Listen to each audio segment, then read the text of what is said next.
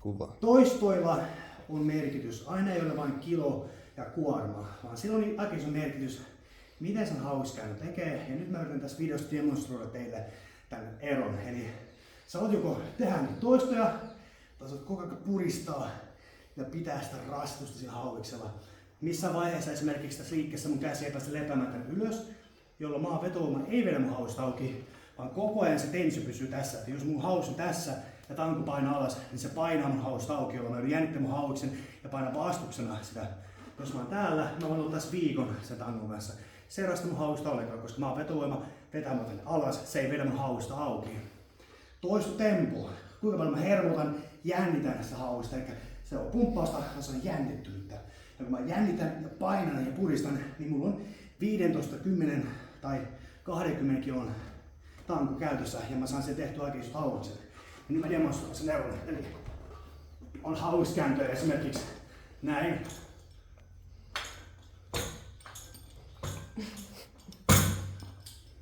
Ja on tämmöisiä hauskääntöjä sitten.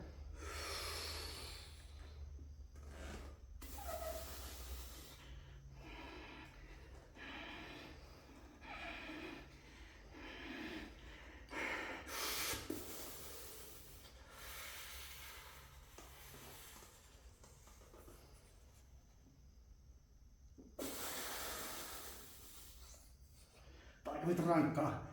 Mä saan ehkä 12 tällä kertaa tehtyä.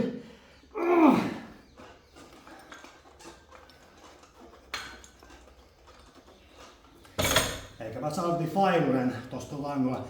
Tein 5 toistoa intensiivisesti purista hauista, mutta mä voin vielä 50 toistoa liikuttamalla sitä kuormaa.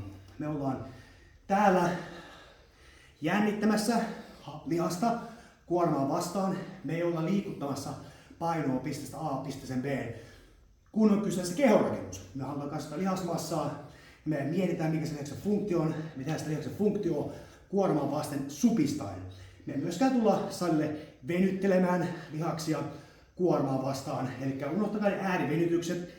Sieltä ne lihakset poikkee, keskittykää sen supistukseen, sen lihaksen jännittämiseen kuormaa vasten.